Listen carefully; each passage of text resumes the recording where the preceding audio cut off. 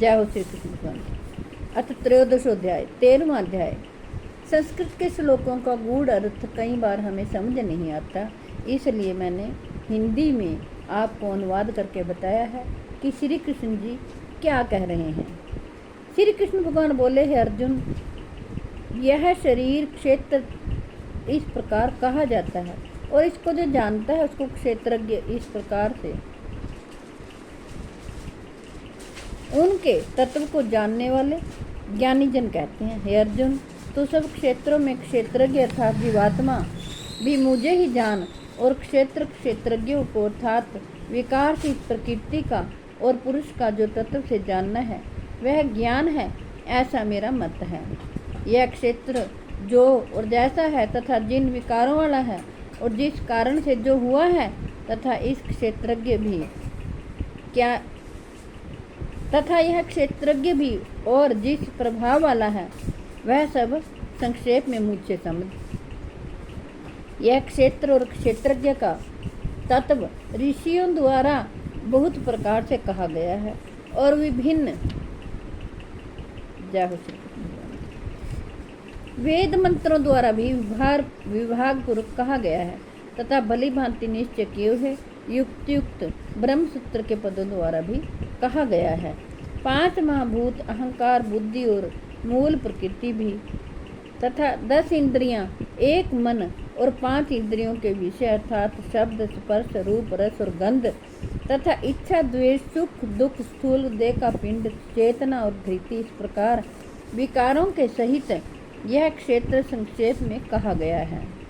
श्रेष्ठता के अभिमान का अभाव, दंभाचरण का अभाव, किसी भी प्राणी को किसी प्रकार भी ना सताना, क्षमा भाव, मन वाणी आदि की सरलता, श्रद्धा भक्ति सहित गुरु की सेवा, बाहर भीतर की शुद्धि, अंतःकरण में की स्थिरता और मन इंद्रियों सहित शरीर का निग्रह,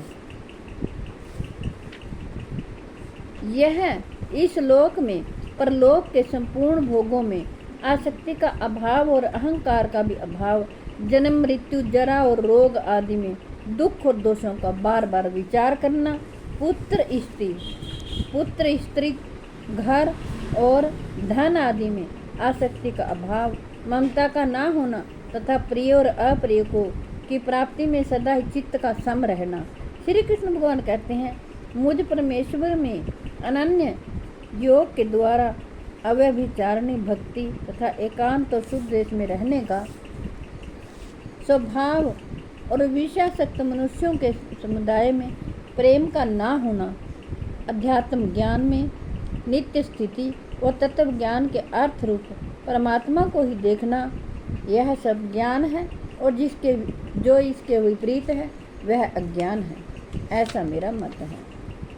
जो जानने योग्य है तथा जिसको जानकर मनुष्य परमानंद को प्राप्त होता है उसको भली भांति कहूँगा, वह अनादि वाला पर ब्रह्म ना तो सत्य ही कहा जाता है ना असत्य ही। यह सब और हाथ पैर वाला, देखिए भगवान श्री कृष्ण जी कहते हैं, यह सब और हाथ पैर वाला, सब और नेत्र, सिर और मुख वाला तथा सब और कान वाला है, क्योंकि यह संसार में सबको व्यापक करके स्थित है।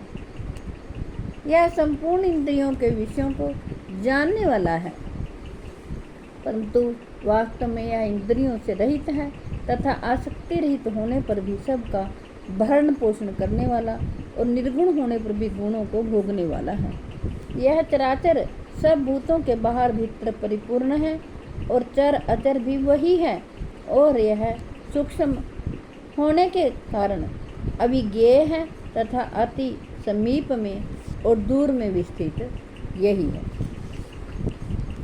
श्री कृष्ण भगवान कहते हैं, यह परमात्मा विभाग रहित एक रूप से आकाश के इस दृश्य परिपूर्ण होने पर भी चराचर संपूर्ण भूतों में विभक्त सा स्थित प्रतीत होता है तथा यह जानने योग्य परमात्मा विष्णु रूप से भूतों को धारण पोषण करने वाला और रुद्र रूप से संहार करने वाला तथा ब्रह्मा रूप से सबको उत्पन्न करने वाला है। यह परब्रह्म ज्योतियों का भी ज्योति एवं माया से अत्यंत परे कहा जाता है। यह परमात्मा बोध स्वरूप जानने के योग्य एवं तत्व ज्ञान से प्राप्त करने योग्य है और सबके हृदय में विशेष रूप से स्थित है। इस प्रकार क्षेत्र तथा ज्ञान और जानने योग्य परमात्मा का स्वरूप संक्षेप से कहा गया है। मेरा भक्ति इसको तत्व से जानकर मेरे स्वरूप को प्राप्त हो जाता है। प्रकृति और पुरुष इन दोनों को ही तू अनादि जान और राग द्वेष आदि विकारों को तथा त्रिगुणात्मक संपूर्ण पदार्थों को भी प्रकृति से ही उत्पन्न जान। श्री कृष्ण भगवान कहते हैं, कार्य और करण को उत्पन्न करने वाले हेतु प्रकृति कही जाती है और जीवात्मा सुख दुखों के भोक्तापन में अर्थात भोगने में हेतु कहा जाता है। प्रकृति में स्थित ही पुरुष प्रकृति से उत्पन्न त्रिगुणात्मक पदार्थों को भोगता है और इन गुणों का संग ही इस जीवात्मा के अच्छी बुरी योनियों में जन्म लेने का कारण है। श्री कृष्ण भगवान कहते हैं, इस देह में स्थित यह आत्मा वास्तव में परमात्मा ही है। यह साक्षी होने से दृष्टा और यथार्थ सम्मति देने वाला होने से अनुमंता, सबका धारण पोषण करने वाला होने से भर्ता, जीव रूप से भोक्ता, ब्रह्मा आदि का भी स्वामी होने से महेश्वर और शुद्ध सच्चिदानंद घन होने से परमात्मा ऐसा कहा जाता है। इस प्रकार पुरुष को और गुणों के सहित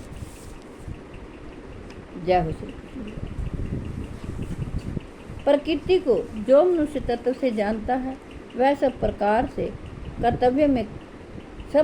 कर्तव्य कर्म करता हुआ भी फिर नहीं जन्मता तथा परमात्मा को कितने ही मनुष्य तो शुद्ध हुई सूक्ष्म बुद्धि से ध्यान के द्वारा हृदय में देखते हैं, अन्य कितने ही ज्ञान योग के द्वारा तथा दूसरे कितने ही कर्म योग के द्वारा देखते हैं अर्थात प्राप्त करते हैं।